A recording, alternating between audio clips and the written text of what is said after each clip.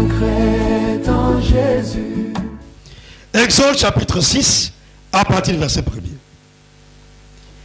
L'Éternel dit à Moïse, tu verras maintenant ce que je ferai à Pharaon. Une main puissante le forcera à les laisser aller. Une main puissante le forcera à les chasser de son pays. Dieu parla encore à Moïse et lui dit, je suis l'Éternel. Je suis apparu à Abraham, à Isaac et à Jacob comme le Dieu Tout-Puissant. Mais je n'ai pas été connu d'eux sous mon nom l'Éternel. Que le Seigneur ajoute ses bénédictions avec sa parole. Vous pouvez vous asseoir s'il vous plaît. Nous allons poursuivre avec notre sujet en rapport avec le nom de Dieu. Et aujourd'hui, nous allons voir le nom de Dieu dans l'ancienne alliance. Donc là-bas dans l'ancienne alliance. Donc notre sujet aujourd'hui, c'est le nom de Dieu dans l'ancienne alliance. Et nous avons dit mardi qu'au commencement, il était Elohim. Nous, les nations, nous appelons, nous disons Dieu. Mais les Hébreux disent Elohim. Il y a une différence avec ça. Elohim, c'est vrai qu'Elohim désigne Dieu, mais Elohim veut dire celui qui existe par lui-même. Alors que nous, dans notre dictionnaire français, quand nous disons Dieu, Dieu est un objet d'adoration. Voilà pourquoi il y a beaucoup de dieux. Mais il n'y a pas beaucoup d'Elohim. C'est ça la différence. Il y a beaucoup de dieux. Il y en a qui appellent la lune leur Dieu. Qui appellent même les serpents leur Dieu. Qui appellent même le fleuve leur Dieu. Qui appellent même un morceau de bois son Dieu. Pourquoi? Parce que Dieu, le terme Dieu veut dire un objet d'adoration. Donc quelque chose qu'on adore. Mais cette chose-là n'est pas forcément le Dieu du ciel. Le Dieu qui a créé les cieux et la terre. Voici pourquoi les Hébreux, pour dire Dieu, ils disent Elohim. Elohim veut dire Dieu. Elohim veut dire celui qui existe par lui-même. Le morceau de bois n'existe pas par lui-même. La lune n'existe pas par elle-même. Le soleil n'existe pas par lui-même. Même l'homme n'existe pas par lui-même. Mais Dieu existe par lui-même. Il est venu à l'existence par lui-même. Il n'a jamais été créé. Et il ne finira jamais. Et alors notre Dieu s'appelle, au début, au commencement, il s'appelait Elohim. Alors dans la création, pendant qu'il créait, il était Elohim. Alors, Genèse 1, verset 1 dit, au commencement, nous les francophones disons, au commencement Dieu créa. Mais les Hébreux disent, au commencement Elohim créa. C'est très important. Il s'agit d'Elohim. Alors, Elohim, autour de cette appellation d'Elohim là, parce que là encore, Elohim, c'était pas encore son nom. Nous allons commencer à voir son nom aujourd'hui. Elohim, c'est une expression pour dire que lui, ce Dieu-là existe par lui-même. Alors, c'est l'expression qui a été utilisée par les Hébreux pour parler de Dieu au commencement. Et quand vous lisez tout le chapitre 1er de Genèse, vous allez voir Dieu créa. Dieu fit, il s'agit d'Elohim. Elohim créa. Elohim fit tout le récit que vous voyez dans la création. Il s'agit d'Elohim. Nous avons seulement mis Dieu en français.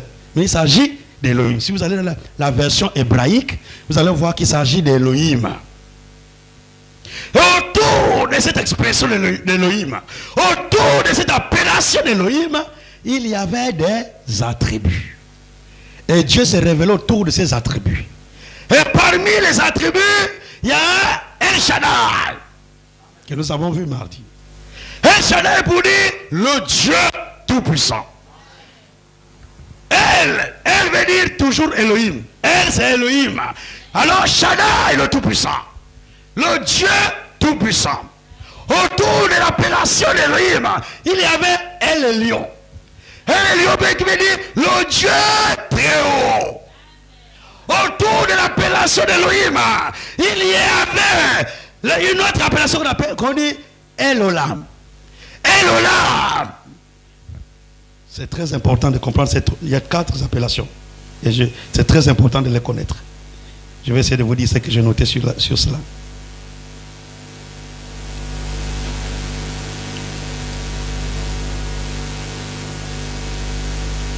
El Lion veut dire le Dieu très haut. El Shaddai veut dire le Dieu tout puissant. El Olam veut dire le Dieu éternel. Et El Gibor qui veut dire le Dieu puissant. Ce sont les attributs qui étaient autour du nom ou l'appellation de l'expression Elohim. Quand vous voyez El partout là, ça veut dire simplement Elohim, qui veut dire Dieu.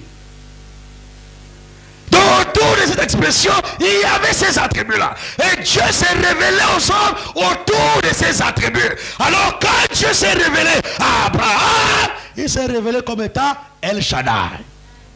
Il s'est révélé à Abraham comme El Shaddai, le Dieu tout-puissant. Alors il s'est révélé à Abraham comme El Shaddai. Il s'est révélé à Isaac comme El Shaddai. Et il s'est révélé à Jacob comme El Shaddai. Le Dieu tout-puissant. Et à partir de Jacob, c'est là où est née la nation d'Israël.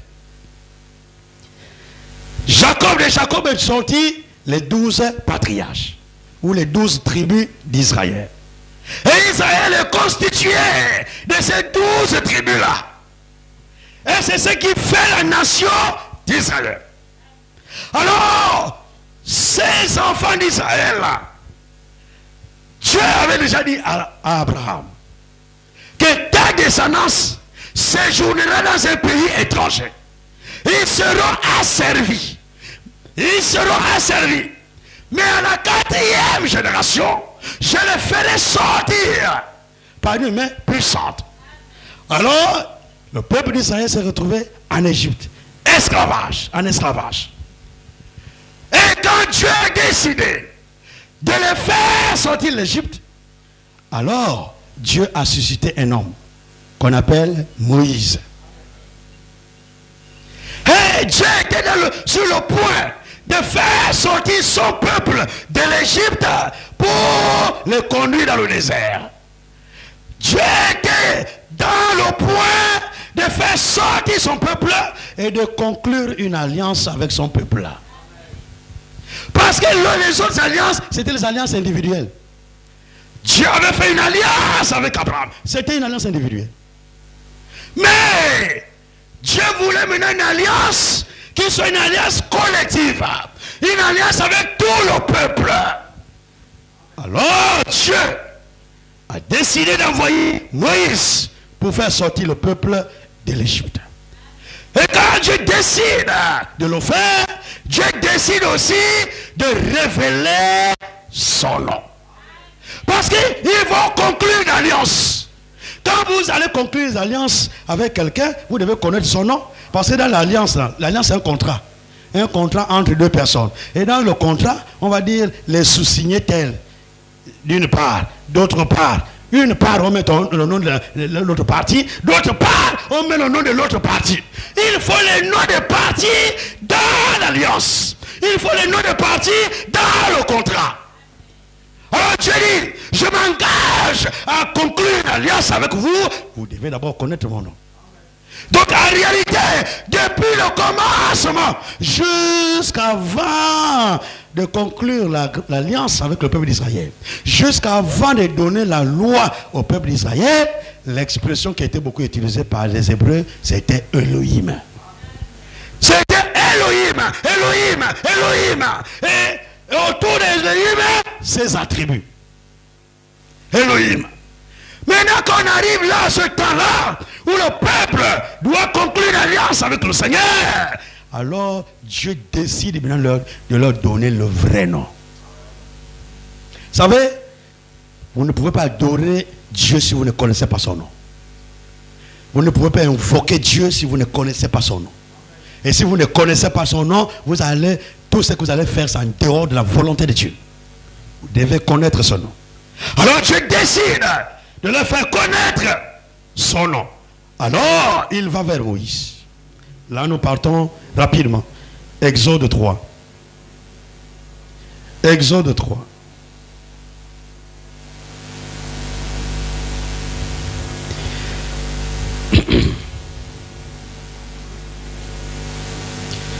Exode 3. Nous lisons à partir du verset 14. Non, on va lire à partir du verset 13 plus haut. Notez ces écritures-là. Le sujet sur lequel nous sommes là, c'est un sujet très important. C'est parce que les gens n'ont pas compris cela qu'ils ont commencé à dire qu'il y a 3 dieux. Parce que les gens n'ont pas compris qu'il y a un seul Dieu, mais qui se manifeste de plusieurs manières. Il peut se manifester comme El Shaddai. Il peut se manifester comme El Elyon. Il peut se manifester comme El Olam. Il peut se manifester comme El Gibor. Au commencement. Il pouvait le faire. Mais c'est un seul Dieu, mais qui se manifeste de plusieurs manières. Maintenant, ici, Exode 3. Le verset 13, voici pour la première fois que Dieu lui-même donne son nom à un peuple. Le verset 13, Moïse dit à Dieu, j'irai donc vers les enfants d'Israël et je leur dirai, le Dieu de vos pères, le Dieu de vos pères. Ici, là, quand vous voyez Dieu là, si vous prenez la version hébraïque, c'est Elohim. Donc ici, là où c'est écrit Dieu. Le Dieu de vos pères, ça veut dire Elohim de vos pères. Le Dieu de vos pères.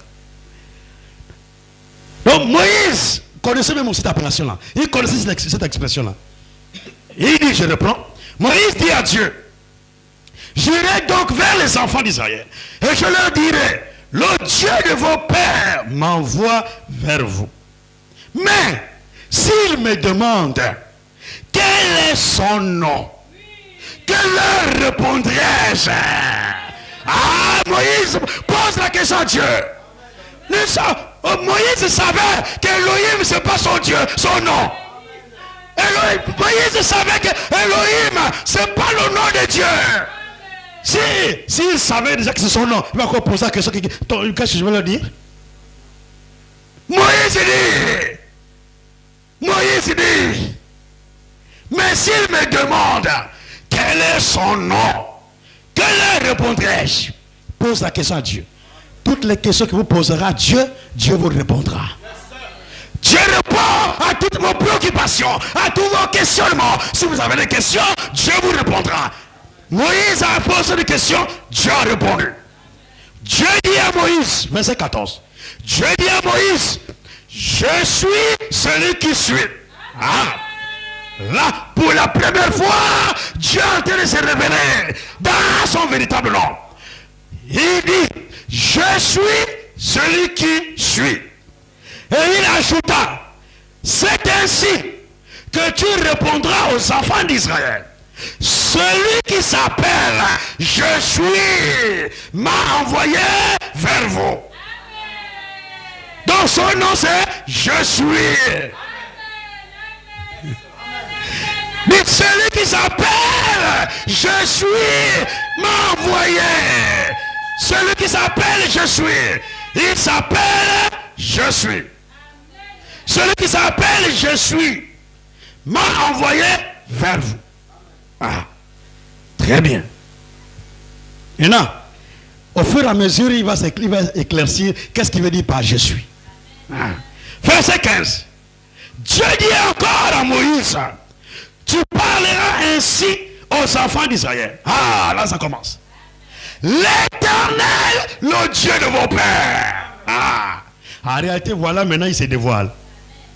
Le je suis là, c'est pour montrer qu'il est éternel. Je ne change pas, je suis toujours le même, ça veut dire qu'il est éternel. Alors le nom de Dieu ici, que Dieu a révélé à son serviteur Moïse, c'est l'éternel. C'est l'éternel. Et vous allez voir qu'à partir de là, jusqu'après maintenant tout l'Ancien Testament, on ne parle plus de Dieu, on parle maintenant de éternel. Éternel, éternel bénis-moi, éternel élève-moi, éternel, éternel. Même ceux qui prient toujours l'éternel. Ils ne prieront plus Elohim, ils diront éternel. Ça c'est très important. Verset 15, je reprends. Dieu dit encore à Moïse, tu parleras ainsi aux enfants d'Israël. L'Éternel, le Dieu de vos pères, le Dieu d'Abraham, le Dieu d'Isaac et le Dieu de Jacob m'envoie vers vous. Voilà mon nom. Suivez la lecture s'il vous plaît. Voilà mon nom pour l'éternité. Voilà mon nom de génération en génération. Il est l'éternel. Il est le je suis. Il ne change pas. Il est le même hier, aujourd'hui et éternellement. Et même dans le Nouveau Testament, il est toujours le je suis. Nous allons voir ça dimanche. Par la grâce de Dieu. C'est le même Dieu. Là, pour la première fois, Dieu donne son nom. Dieu donne son nom, pas à n'importe qui, aux enfants d'Israël. Ceux qui connaissent le vrai nom de Dieu sont les enfants de Dieu. Si tu n'es pas enfant de Dieu, tu vas adorer Dieu trinitaire, Dieu le Père, Dieu le Fils, Dieu le Saint-Esprit. Mais quand on te dit quel est son nom, tu ne le connaîtras pas. Mais Père, c'est pas. Est-ce que Père c'est le nom de quelqu'un? Hein? Le jour que vous allez mettre à la route là-bas, quand vous allez voir un groupe d'hommes en train de passer, tu vas dire Père, Père, Père, Père. Tu vas voir tous les pères qui sont dans le groupe là-bas, vont se retourner pour te regarder. Mais tu appelles qui exactement? Oh non, j'appelle le père là, le père là, le père là. Mais toi tu es fou, tu as un problème. Nous sommes tous des pères. Dieu a son nom. Et si vous voulez adorer Dieu, ça doit être dans son nom. Si vous adorez Dieu dans d'autres choses, d'autres appellations, Dieu ne se reconnaît pas. Alors Dieu se révèle ici. Hey! On monte maintenant à Exode 6, là où nous avons lu en introduction. Exode 6.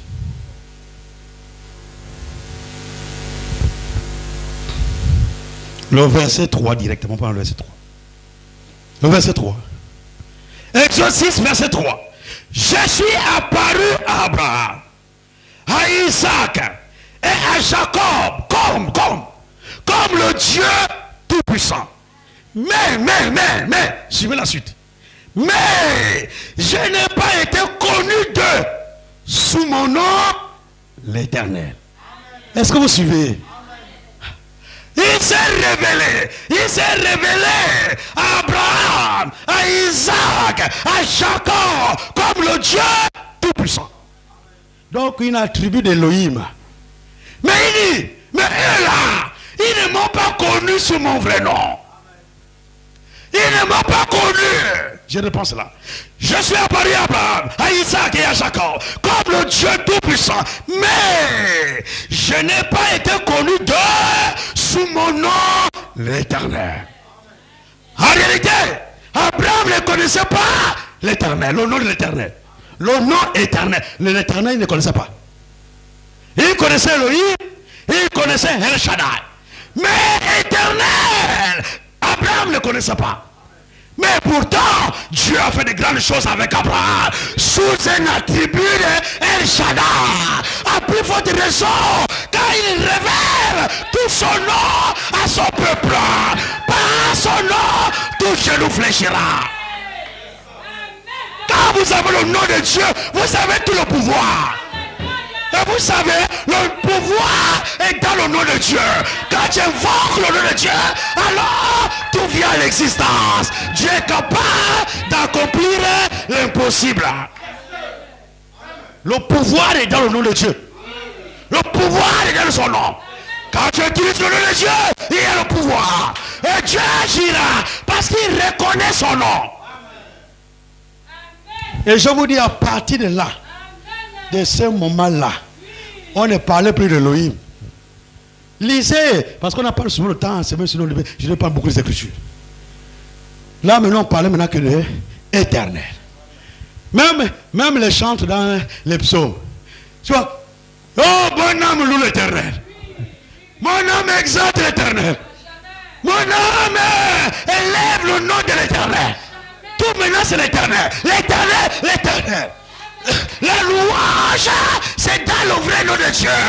La prédication est dans le vrai nom de Dieu. Prier pour les malades, c'est dans le vrai nom de Dieu. Tout se fait dans le vrai nom de Dieu. Si vous ne le connaissez pas, vous ne pourrez pas arriver quelque part.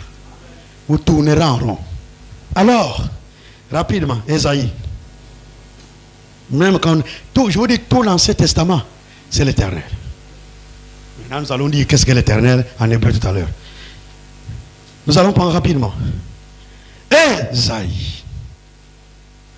Ésaïe 42. Ésaïe 42. Vous êtes un peuple béni. Quand vous connaissez le nom de Dieu, c'est réglé. Et quand vous ne connaissez pas son nom, là vous allez tâtonner. Même prier pour les malades, vous allez tâtonner.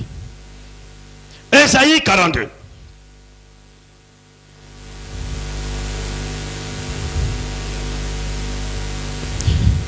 Ésaïe 42, le verset 8. Notez toutes les écritures là. Ça, c'est un sujet très important. C'est parce que les hommes n'ont pas compris ce sujet-là qu'ils sont arrivés à la Trinité. Ils n'ont pas compris qu'est-ce que le nom de Dieu, qui est le nom de Dieu, quel est le nom de Dieu qui sont arrivés à la Trinité. Donc ça là c'est important. Là je suis en train de vous amener à comprendre qu'il n'y a qu'un seul Dieu. Mais qui se manifeste de plusieurs manières. Par ses attributs. Ésaïe 42, le verset 8. Notez cela. Ésaïe 42, verset 8. La Bible dit. Là nous sommes dans maintenant Ésaïe. Je suis l'Éternel. C'est là, pas ailleurs. C'est là mon nom. Je suis l'Éternel. C'est là mon nom. Parce que vous pouvez peut-être penser que c'est ailleurs. Non, c'est là mon nom. Il dit je suis l'Éternel. Après il pointe sur le mot éternel. Il dit c'est là, sur le mot éternel. Là, c'est là mon nom. Ne regarde pas ailleurs. Mon nom, c'est l'Éternel. Et dans l'ancienne alliance, il était l'Éternel. Et que veut dire l'Éternel en hébreu? L'Éternel veut dire Yahvé. D'autres l'appellent Jéhovah. En hébreu, Éternel est écrit, on n'a pas de tableau, vous allez essayer de voir, noter. C'est écrit Y-H-W-H. Bon, maintenant vous allez lire ça comment? En hébreu, Éternel, c'est écrit Y-H-W-H. En réalité, c'est ça le vrai nom de Dieu. Y-H-W-H. Quelqu'un peut lire ça? Voici pourquoi certains, pour lire ça, ils ont dit Yahvé. C'est Yahweh. C'est Yahweh. Donc ils mettent Y-H, ils mettent Y-A-H-W-H-E. Yahweh. C'est plus facile. Parce que l'affaire là, s'il faut lire comme c'est écrit là, c'est un peu compliqué. D'autres disent Jéhovah. Nous, on préfère lire comme ça, Jéhovah. Mais dans ces deux appellations-là, Dieu reconnaît ça. Vous savez que dans chaque langue maternelle, nous avons une appellation un peu spécifique de Dieu. Mais Dieu reconnaît ça. Donc Jéhovah, où Yahvé veut dire l'Éternel. C'est ça le nom, son nom dans l'ancienne alliance. Voici pourquoi nous ne sommes pas les témoins de Jéhovah. Jéhovah, c'est dans l'Ancien Testament. Jéhovah, c'est le nom qu'il a porté pour l'ancienne l'ancienne alliance. Mais dans la nouvelle alliance, il n'est pas Jéhovah. Nous allons voir ça maintenant dimanche. Donc nous autres là, nous ne sommes pas les témoins de Jéhovah. Tu n'as pas vu Jéhovah. Et tu n'as jamais entendu parler de Jéhovah. Tu n'as pas expérimenté Jéhovah. Mais dans la nouvelle alliance, tu as expérimenté quelqu'un. C'est lui là que tu vas voir dimanche. Nous sommes les témoins du nom de la nouvelle alliance. Nous ne sommes pas les témoins du nom de l'ancienne alliance. Dans l'ancienne alliance, il était Jéhovah ou Yahweh. Et autour de ce nom-là, ça c'est son nom de l'alliance. Tout le monde connaissait ce nom-là. Ceux qui devaient évoquer Dieu devaient dire éternel. Si tu veux évoquer Dieu, éternel. Tu veux prier Dieu, éternel. Tout ce que tu dois faire, c'est au nom de l'éternel. Tout au nom de Yahweh. Yahweh ou Jéhovah. Alors, autour de ce nom-là aussi, il y a des attributs. Dieu se manifeste de plusieurs manières autour de Yahweh. Là, vous allez voir les appellations des attributs. Donc, les plusieurs formes par lesquelles il se manifeste. Là, vous allez voir maintenant Jéhovah Jireh. Ou Yahweh Jireh. Yahweh Rapha. Yahweh Jireh veut dire celui, l'éternel qui pourvoit. On va lire tout ça. C'est très important aussi.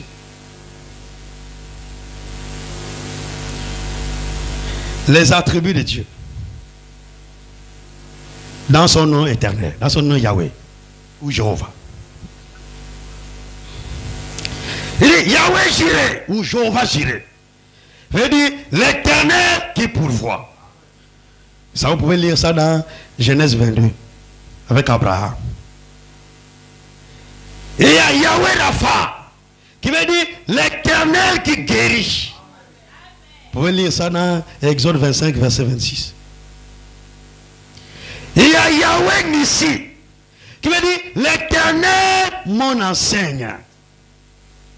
Dans Exode 17, à partir du verset 8, vous pouvez lire cela. Il y a Yahweh Shalom. Qui veut dire l'éternel notre paix. Yahweh Shalom. Il y a Yahweh Ra. Qui veut dire l'éternel est mon berger. Ça c'est David qui aimait l'appeler comme ça. Yahweh Ra. Donc R-A-A-H. Yahweh Ra. L'éternel est mon berger. Il y a Yahweh Tsikenu. L'éternel notre justice. Il y a Yahweh Shama. L'éternel est là. Il est là ici. Il est présent. Yahweh Shama. Il est présent. L'éternel est là. Et il y a Yahweh Sabaoth. Qui veut dire l'éternel des armées. Toutes les appellations, vous allez trouver ça dans l'Ancien Testament. L'éternel des armées. L'éternel qui pourvoit. L'éternel qui guérit. L'éternel notre Père. Tout ça, vous allez trouver ça dans l'Ancien Testament. L'éternel notre berger. Tout ça, vous allez trouver cela. C'est les attributs d'un même nom. C'est le même Dieu, mais qui se manifeste de plusieurs formes. Mais il est Yahweh ou Jéhovah. Mais autour de Yahweh Jéhovah, il y a des attributs. C'est le même Dieu qui agit en tant que Jéhovah Jireh, ou qui agit en tant que Jéhovah Rapha, qui agit en tant que Jéhovah Shalom, qui agit en tant que Jéhovah Shama. Il agit de plusieurs manières, mais c'est toujours Yahweh, c'est toujours Jéhovah, le même Dieu. Et dans tout l'Ancien Testament, c'est comme ça qu'on l'appelait. On l'appelait Jéhovah ou Yahweh. Tous l'appelaient comme ça. Même quand Salomon devait consacrer le temple, dans sa prière, il n'a pas dit Dieu, il n'a pas dit Elohim. Vous pouvez lire ça dans la Bible. Il a dit éternel. L'éternel. Tous ceux qui priaient, priaient au nom de l'éternel. Tous ceux qui louaient, louaient au nom de l'éternel. Tous ceux qui voulaient voir Dieu agir dans leur vie, ils le faisaient au nom de l'éternel. Si tu faisais ça, tu faisais au nom d'Elohim, là c'est un problème là-bas. Il n'y a rien qui va arriver. Si tu faisais dans un autre nom, ça c'est ton problème. Il n'y a rien qui va arriver. Il fallait le faire dans le nom de l'Éternel. Tout ce qui devait évoquer Dieu devait l'évoquer dans le nom de l'Éternel. Alors, rapidement, le psaume 9, nous allons finir bientôt. Le psaume 9.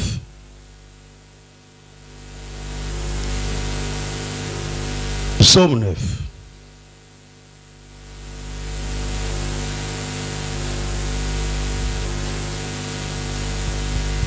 Là, suivez bien attentivement.